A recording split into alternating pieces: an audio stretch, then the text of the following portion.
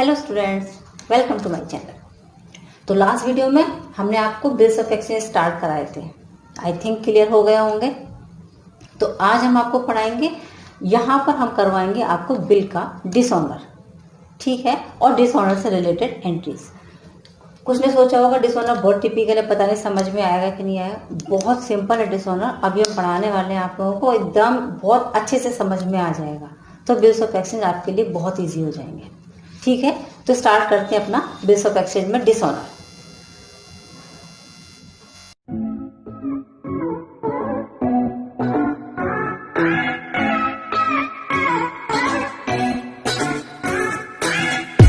तो dishonour means पहले समझेंगे हम कि डिसऑनर आखिर होता क्या है, ठीक है। बहुत सिंपल है कि एक्सेप्टेंस किसके लिए जाती है? ड्रॉअर की। देखो कितने लोग होते हैं, एक बार फिर से समझा देते हैं। एक होता है देखो ड्रॉअर, और एक होता है हमारा ड्रॉअर, ठीक है। ड्रॉअर मतलब कौन होता है? सेलर। इसने सामान को सेल किया है, तो इसका मतलब ये कौन हो गया? बायर हो गया, ठीक है ना, है ना। अच्छा, ये एंडोर्स भी कर देता है किसी और को, ये भी बताया था हमने आपको, ठीक है। अब डिसऑनर की कंडीशन में क्या होता है? डिसऑनर की कंडीशन में ये जो बायर है ये ड्यू डेट पर पेमेंट देने से मना कर देगा किसी भी कारण से। रीजन कोई भी हो सकता है वो इंसॉल्वेंट हो गया, हो सकता है उसके पास पैसे नहीं, हो सकता है कुछ और भी कोई प्रॉब्लम हो गई हो, लेकिन क्या करेगा? यहाँ पर वो पेमेंट देने से ऑन द ड्यू डेट मना करेगा, रिफ्यूज करेगा। बस उसी को तो डिसऑनर होना कहते हैं, वो कोई स्पेशल थोड़ी है, ठीक है। डिसऑनर हो गया। अब डिसऑनर के बाद क्या होगा भाई? वो ये बात उसको एक और बार कहेगा, ठीक है। इसमें हमने एक आपको लास्ट वीडियो में हमने वो बताया था, नोटरी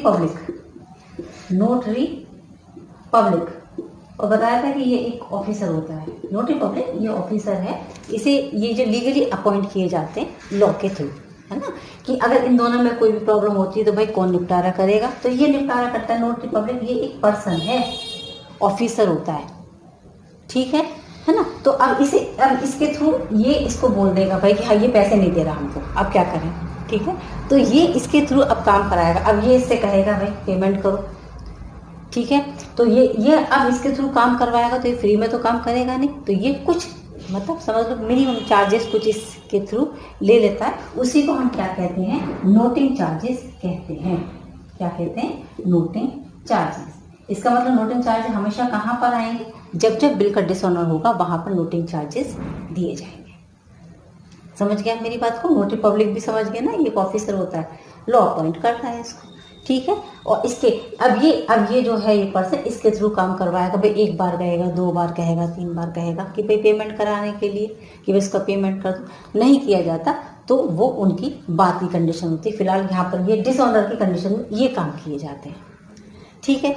अच्छा, अब और चलते हैं। हमने 4 सर्कमस्टेंसेस में आपको क्वेश्चंस कराए थे। एक तो वो जब बिल रिटेन रहता है, माने उसी के पास, इसके पास रहेगा, ड्रॉअर के पास रिटेन्ड लिख के देते हैं, आपको याद आ जाएगा ना, तो ये आराम से हो जाएगा, ठीक है। और आराम लास्ट में पेमेंट हो जाता है रिटेन के बाद, ठीक है। सेकंड बताया था जब बिल को डिस्काउंट करवाया जाता है बैंक से,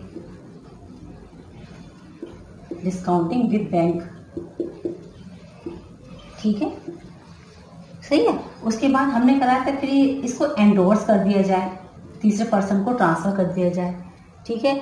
और चौथा था जब बिल को सेंड फॉर कलेक्शन, बैंक भेज दिया जाएगा कलेक्शन के लिए, bank to collection, bank for collection, send to bank, send to bank for collection. ये 4 कंडीशन में हमने आपको बिल्स पढ़ाए थे। इन चारों ही कंडीशन में डिसऑनर हो सकता है, चारों ही कंडीशन में, ठीक है। इन रिटेन में भी डिसऑनर हो जाए, मैंने लास्ट में आकर के, इसका मतलब क्या है? बहुत सिंपल। इसका मतलब सिर्फ इतनी सी बात है कि जो लास्ट एंट्री होती है, जो पेमेंट की एंट्री है, सिर्फ उसमें चेंजेस होंगे, बाकी कहीं भी कोई भी चेंजेस नहीं होंगे। सिंपल है। अगर आपको ये चारों कंडीशन नहीं क्लियर है, फिर से आप वीडियो देखें, चारों कंडीशन क्लियर कर दें। और ये बस लास्ट में आकर के जब पेमेंट हम करवाएंगे, वहां पेमेंट पर आकर के यहाँ पर एक एंट्री, और वो भी अपोजिट हो जाती है, वहां भी कोई प्रॉब्लम नहीं है, अपोजिट हो जाती है, और यहाँ पर बिल डिसऑनर हो जाता है। रिन्यूअल और आगे अकोमोडेशन वो आपके सिलेबस में ही नहीं, और सिंपल हो गया आपके यहाँ, तो बस ये हो जाएगा, ठीक है, अब चलते हैं वन बाय वन कंडीशन हम करवाएंगे। पहले हम रिटेन की कंडीशन कराएंगे, फिर डिस्काउंट बिल विद बैंक, फिर एंडोर्स, फिर send to bank for collection. तो दोनों काम हो जाएंगे इसमें आपको। रिटेन में जो सिंपल अगर बिल होता है पेमेंट वाला तो क्या होता है, अगर वो डिसऑनर हो जाता है तो उसमें हम चेंजेस कैसे करेंगे। तो ये आपका रिवीजन भी हो जाएगा और प्रॉपर आपको क्लियर हो जाएगा। ठीक है, तो चलते हैं, इसमें छोटे छोटे न्यूमेरिकल इसमें करा देते हैं, आपको क्लियर हो जाएगा सारा। ठीक है, तो चलते हैं उसकी side.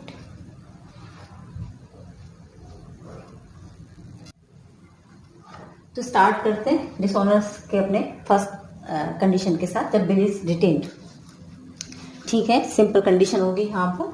A sold goods to B 50,000, A ने 50,000 रुपीज का गुड सेल किया है और टू बिल फॉर 3 मंथ्स। उसके बाद ड्यू डेट पर बिल डिसऑनर हो गया और ए ने 500 रुपीज नोटिंग चार्जेस के लिए पेड किए। One more thing about it, कि जरूरी नहीं है कि सेल ये वर्ड ही आए, यहाँ पर ओड, ओस, है ना, ड्रूस, इस टाइप के वर्ड्स भी आ सकते हैं। तो आपको ये आपको देखना होगा यहाँ ड्रॉअर कौन है और ड्रॉई कौन है। तो ड्रॉअर वो पर्सन होता है हमेशा जो ड्रॉई को लोन देगा। समझ में आ गई, और यही बिल लिखेगा। ठीक है, बिल लिखने का काम किसका होता है, ड्रॉअर का होता है। समझ गए, तो यहाँ पर कंफ्यूज होने की जरूरत नहीं है बिल्कुल भी। चलते हैं क्वेश्चन की साइड पे। बिल्कुल हम दोनों साइड से करा देंगे आपको क्वेश्चन, तो आपको एकदम क्लियर हो जाएगा बिना डिसऑनर के अभी तक जो पढ़ा था और डिसऑनर में। सबसे पहले यही 50,000 रुपीज का हम यहाँ पे सेल करा देते हैं। किसको सेल किया है, बी को, B2। ठीक है, सेम क्वेश्चन होगा जैसे अभी तक पढ़ाया था हमने। ठीक है, सेकंड में क्या होता है, एक्सेप्टेंस ली जाती है। आगे हमारे पास एक्सेप्टेंस DR टू बी की साइड से।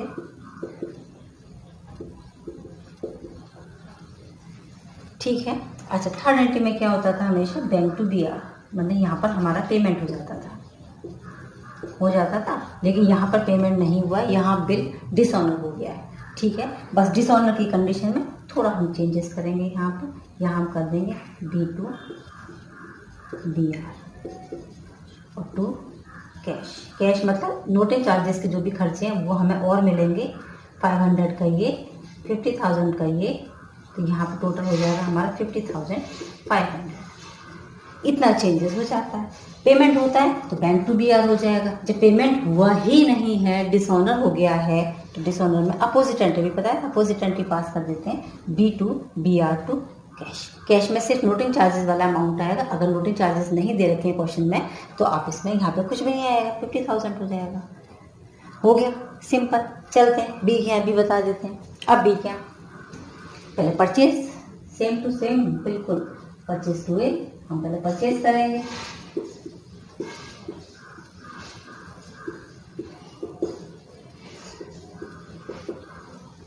उसके बाद acceptance given A to BP, this payments।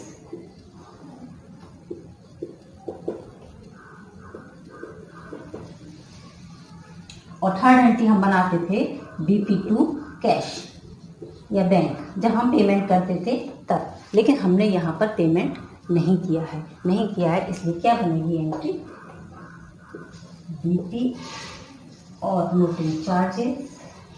इसके में नोटिंग चार्जेस ही वर्ड पूरा लिखा जाएगा to A.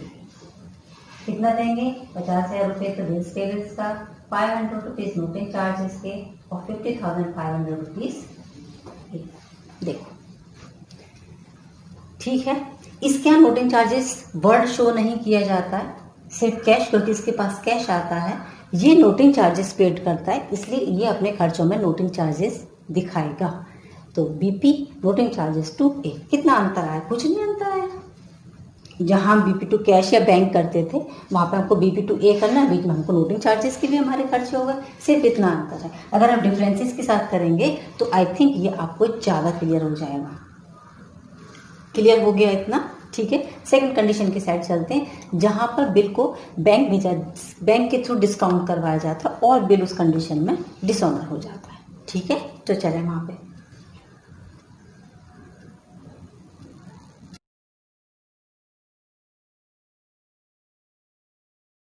To your second condition, जब बिल्कुल डिस्काउंट कराएंगे हम बैंक से और वो डिसऑनर हो जाएगा। और जब बिल को हम क्या करते हैं, एंडोर्स कर देते हैं और फिर डिसऑनर हो जाएगा। 2 क्वेश्चन आपकी स्क्रीन पर शो हुए होंगे, ठीक है। चलते हैं, हम दोनों को बताएंगे वहां पे, लेकिन पहले कंडीशन कौन सी बताएंगे, जब बिल को हम डिस्काउंट करवा रहे हैं बैंक से, बिल डिस्काउंटेड विथ बैंक, ठीक है। चलते हैं, फिर एक बार क्वेश्चन भी बता दें, आपको समझा दें। X draws a bill on Y for 20,000 on 4 September 16 में, पेबल आफ्टर 4 मंथ्स, 4 महीने बाद पेमेंट होना है। X discount the bill with the bank at the rate of 12% per annum on 7 October, the bill discounted, bank paid 300 as noting charges. Simple है। पहले तो बात, x ने ड्रू किया है बिल वाई को, इसका मतलब एक्स कौन हो गया, एक्स ने लिखा है ना, तो जो लिखता है ना वो ड्रॉर होता है ना, बस एक्स हमारा कौन हो गया, ड्रॉर हो गया। और वाई कौन हो गया हमारा, वाई हो गया हमारा ड्रॉर।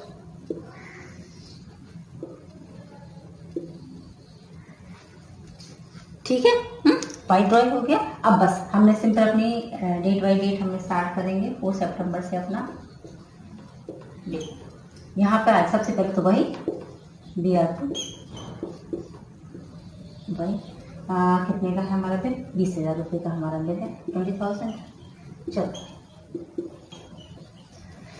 बैंक से डिस्काउंट कराना है तो सेकेंड एंट्री तो सेम वही बनेगी जो हम बिल को डिस्काउंट कराने के लिए भेज देते हैं। कितने रुपीस का इसमें वो लगा हुआ है, 12% से है, तो bank discount charges to BR।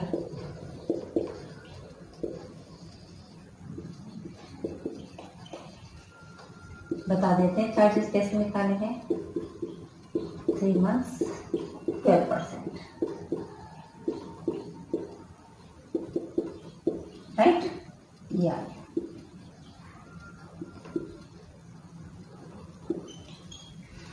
Clear है।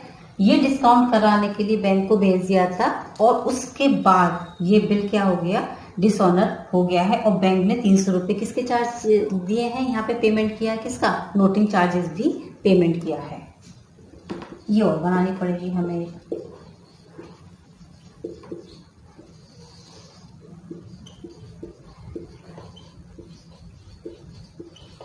एक्स्ट्रा एंट्री डिसऑनर की, नहीं तो यहीं पे क्वेश्चन फिनिश, ठीक है ना। नहीं तो यहाँ के बाद बस सीधे पेमेंट ही तो आ जाता था हमारा, लेकिन पेमेंट कैसे नहीं आएगा, यहाँ पे क्या आएगा, बाई टू बैंक आएगा, नोटिंग चार्जेस के साथ आ जाएगा।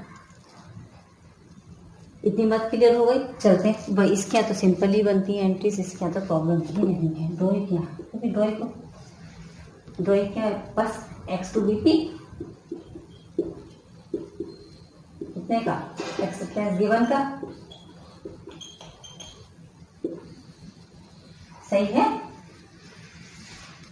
क्लियर। और फिर कितने रुपीस का था यहाँ पे नोटिंग चार्जेस का, और था बस नोटिंग चार्जेस और शो करेंगे BP और नोटिंग चार्जेस, इसके नोटिंग चार्जेस शो किए जाते हैं ना टू एक्स, बेस पे 20,000 रुपये का, नोटिंग चार्जेस ये देगा 300 रुपये का, एक्स के पास डिसऑनर हुआ हमारा बिल 20,300 रुपीज का। इतनी बात क्लियर हो गई। देखो सही है। अब चलते हैं, ये तो हो गया हमारा डिस्काउंट विद बैंक की कंडीशन में डिसऑनर होना, ठीक है। अब चलते हैं एंडोर्समेंट की कंडीशन में, जहां पर बिल को एंडोर्स किया जाएगा दूसरे को और फिर उस कंडीशन में ये क्या हो जाएगा, यहाँ पर डिसऑनर हो जाएगा। चलते हैं, क्वेश्चन तो आपके पास आ ही चुका है, कर देते हैं वो भी हम यहाँ पर।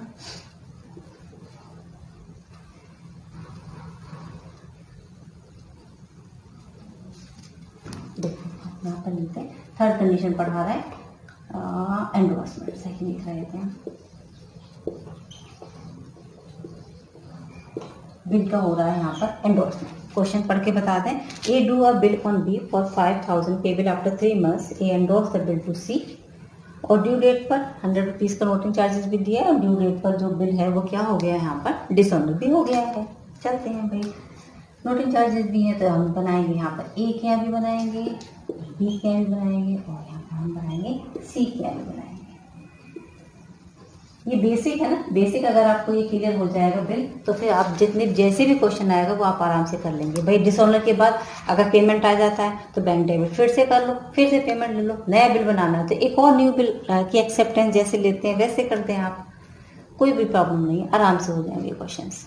ठीक है, चलते हैं। सो सबसे पहले हमारा 5000 रुपीज़ का है।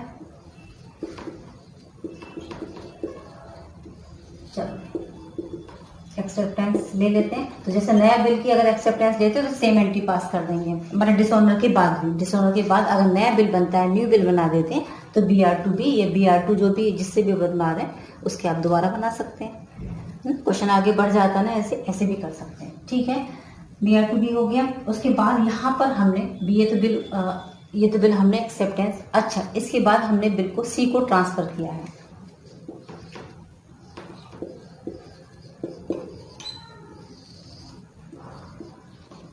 हो गया C को ट्रांसफर, बिल एंडोर्स हो गया। ठीक है, एंडोर्समेंट की कंडीशन में क्वेश्चन यहीं फिनिश हो जाना चाहिए था, यहीं पे, लेकिन क्योंकि डिसऑनर हुआ है तो 1 मोर एंट्री इज रिक्वायर्ड, राइट। चलो नेक्स्ट में 5000 नोटिंग चार्जेस हमारे पास थे सिर्फ 100 रुपीज के। B2C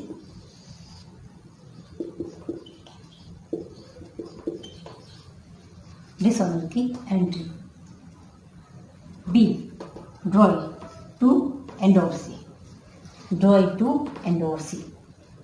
समझ में आ गई? ठीक, चलो आगे चलते हैं। बी क्या कोई फर्क ही नहीं पड़ता भाई, ड्रॉइंग है ये तो हमारा। तो एक BP कितने रुपीज का बनेगा, 5000 रुपये का, और BP नोटिंग चार्जेस, ये तो नोटिंग चार्जेस दे रहा है ना 2, सही है, 5000, 100 और 5100। ये तो हो गया हमारा B का।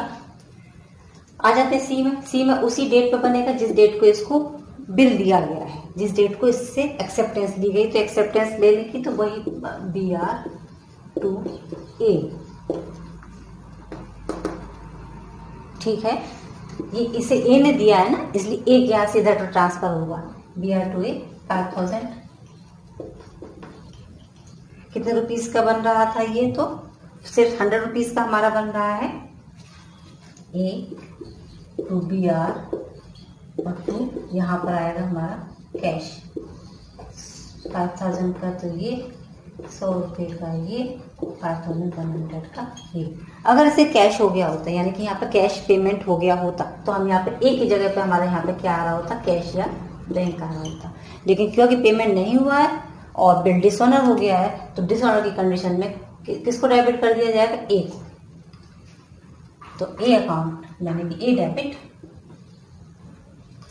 टू BR2 कैश 5100 हो गया एंडोर्समेंट में। सिंपल। इसका मतलब आपको बेसिक जो इसकी एंट्रीज है वो पहले क्लियर होनी चाहिए। तो डिसऑनर की तो लास्ट में चेंजेस हैं, सिर्फ लास्ट में चेंजेस हैं। चेंजेस सिर्फ एक एक एंट्री में तो बदल रहा है, वो भी अपोजिट हो रहा है क्योंकि एंडोर्समेंट है। इसके बाद भी क्वेश्चन कंटिन्यू रहता है, अभी हमने बताया ना। ये तो हो जाता है डिसऑनर के बाद नोटिंग चार्जेस के बाद कभी कभी जो भी ड्रॉइंग होते पेमेंट कर देते, तो पेमेंट लेने की आप एंट्री पास करेंगे। ठीक है, और उस कंडीशन के बाद एक नया बिल भी यहाँ पर दे दिया जाता है ना, नया बिल बनाने के लिए फिर से एक और एंट्री पास कर दे, तो क्वेश्चन कंटिन्यू हो जाता है।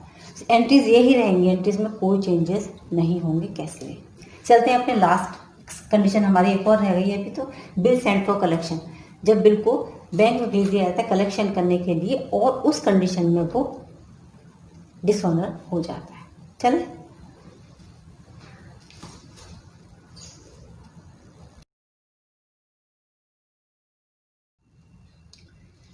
चलते हैं लास्ट टॉपिक की side, bill send for collection. जब बैंक भेजा जाता है कलेक्शन करने के लिए, उस कंडीशन में अगर डिसऑनर होता है तो क्वेश्चन आपकी स्क्रीन पर शो हुआ होगा। X drew a bill for 8000 on 1 April 2010 year, कोई भी हो क्या करना। बाई पेबल 2 months आफ्टर, है ना। Y accepted the bill of exchange and return it to X send the bill for collection to the bank on the due date, the bill bar dishonour and the bank paid 100 rupees as noting charge. Simple है, बहुत simple हो गया question, बहुत ज़्यादा simple. सबसे पहले हम acceptance की एंट्री बना लेंगे बिना कुछ भी सोच समझे। BR2 1, ये x क्या बना रहे हैं हम, और यहाँ पर हम इसको y क्या बना देंगे। पेमेंट है हमारा यहाँ पर 8,000 रुपीज़ का। ओके, हमने बिल को भेजा bank, bills send for collection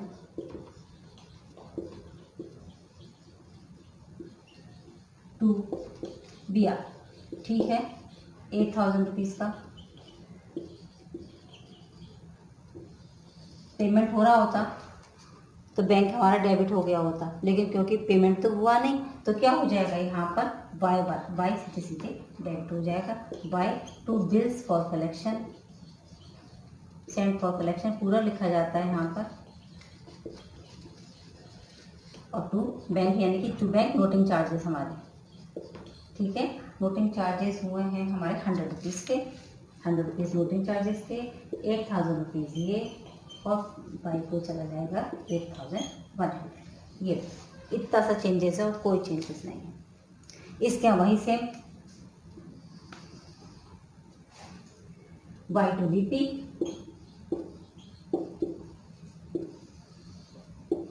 ₹8,000, BP noting charges to X आएगा, टू X,